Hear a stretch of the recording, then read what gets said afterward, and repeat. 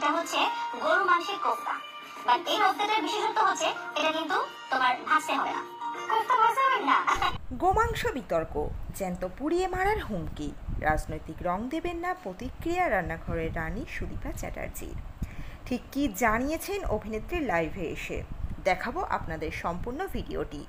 কিন্তু ভিডিওটি দেখাবার আগে বন্ধুরা, সংবাদ মাধ্যমের কাছে অভিনেত্রী তথা সঞ্চালিকা কী প্রতিক্রিয়া জানিয়েছেন সেই তথ্যটি ছোট্ট করে আপনাদের সামনে তুলে ধরব। তো বন্ধুরা, ভিডিওটি শুরু করবার আগে একটি অনুরোধ, চ্যানেলে নতুন থাকলে চ্যানেলটিকে সাবস্ক্রাইব করে রাখবেন।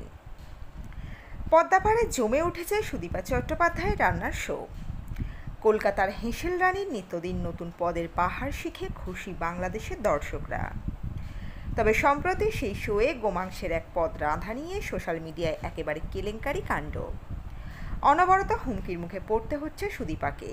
কখনো তার 5 বছরের ছেলে আদিদেব চট্টোপাধ্যায়কে অপহরণ করার হুমকি আসছে, তো কখনো বা আবার সঞ্চালিকাকে জ্যান্ত পুড়িয়ে মারার হুমকি দেওয়া হচ্ছে। মুহুর্মুহু এই হুমকির জেরে ভেঙে পড়েছেন সুদীপা চট্টোপাধ্যায়। পশ্চিমবঙ্গের এক প্রথম সারির সংবাদ মাধ্যমকে তিনি জানালেন, আমাকে টার্গেট করা হচ্ছে বারবার। গোমাংস বিতর্কে ঠিক কী বললেন সঞ্চালিকা? সুদীপার মন্তব্য, যারা এটা নিয়ে ট্রোল করছেন তাদের মধ্যে সিংহভাগ মানুষ সেই ভিডিওটা দেখেননি আমি নিশ্চিত। আমি গরুর মাংস খাওয়া তো দূরস্থ, রান্নাও করিনি, এমনকি ছুঁইও নি। দ্বিতীয়ত, করিম জাহান নিজের রান্নাটা করেছেন।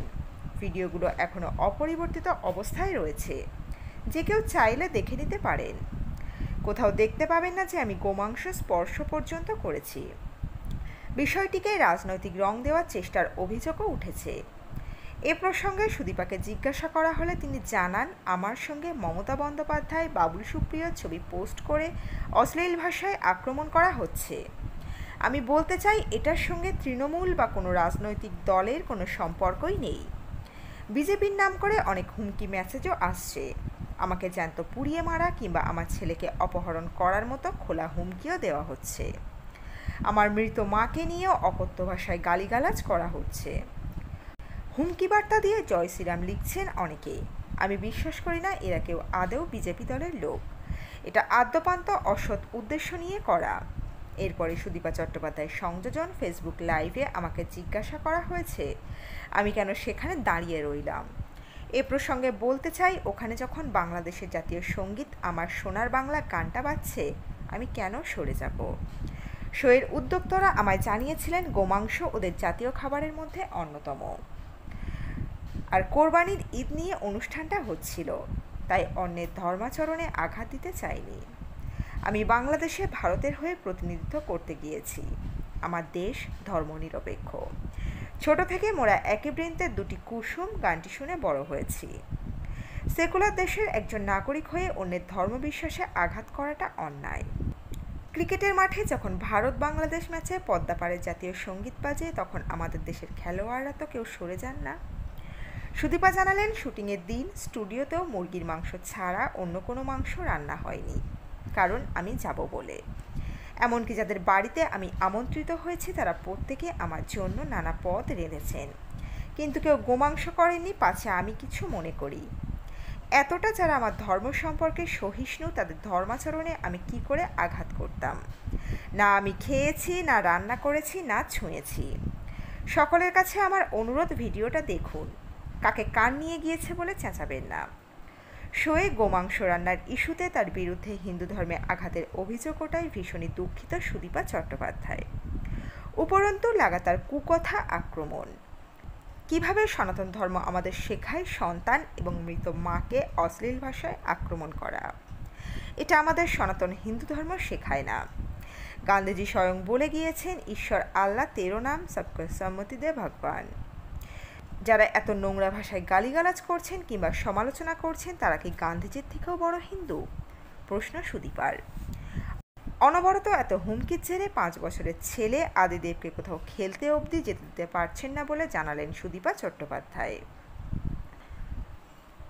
সুদীপা নিজে তার সোশ্যাল মিডিয়া পেজে লাইভে এসে কি জানিয়েছেন, এবার রইল আপনাদের উদ্দেশ্যে সেই ভিডিওটি। বন্ধুরা, আপনারা সম্পূর্ণ ভিডিওটি দেখুন, শুনুন, তারপর আপনাদের নিজেদের মতো করে আপনাদের মন্তব্য কমেন্ট বক্সে রাখুন। আমি জানতাম না যে ওখানে গরুর মাংস রান্না হবে, কিন্তু গিয়ে দেখলাম কোরবানির ঈদে যখন গরুর মাংস রান্না করা হচ্ছে, ফার্স্ট কথা আমি যেটা বলেছি, আমি এটা ছুঁবো না, আমি এটা খাবো না, আমি এটা রান্না করবো না। তারাও কিন্তু সেটাতে কোনো আপত্তি জানায়নি।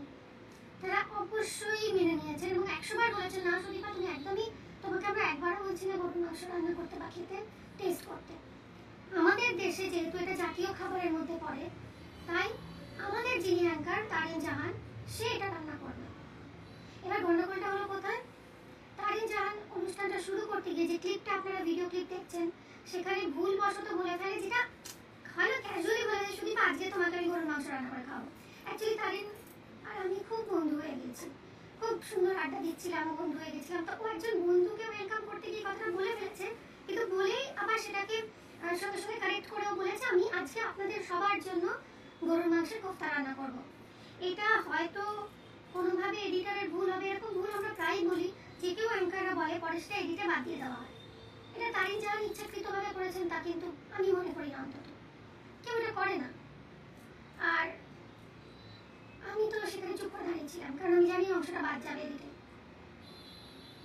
সেটা কোনো কারণে হয়তো মিস্টেক বাই মিস্টেক সেটা হয়নি, তার দায়টা আমার উপর বর্তায় না।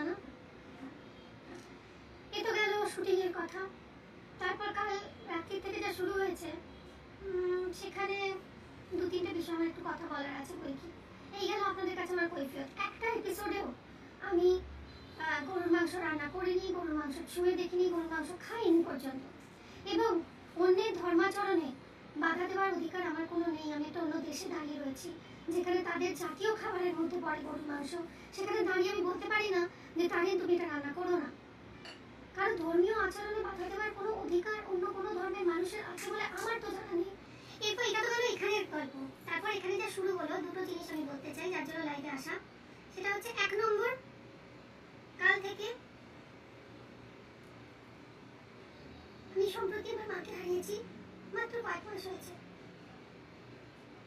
আমার মা বাংলাদেশের মেয়ে, ময়মনসিংহ জেলার মেয়ে, দেবগ্রামের মেয়ে। সে মৃত মাকে নিয়ে অকথ্য ভাষায় গালিগালাজ করা হচ্ছে। আমার ছেলে 5 বছর বয়স, তাকে অপহরণের হুমকি দেওয়া হচ্ছে, তাকে অকথ্য ভাষায় গালিগালাজ করা হচ্ছে, অ্যাবিউসিভ ল্যাঙ্গুয়েজে। তার ছবি দিয়ে ভাইরাল করে দেওয়া হচ্ছে, সেটা বইতে পড়েছিল, সেই ছবি দিয়ে ভাইরাল করে দেওয়া হচ্ছে যে তার মা গরুর মাংস খেয়েছে, প্রমোট করছে। কোন ধর্মে, কোন ধর্ম আচরণে এটি স্বীকৃত?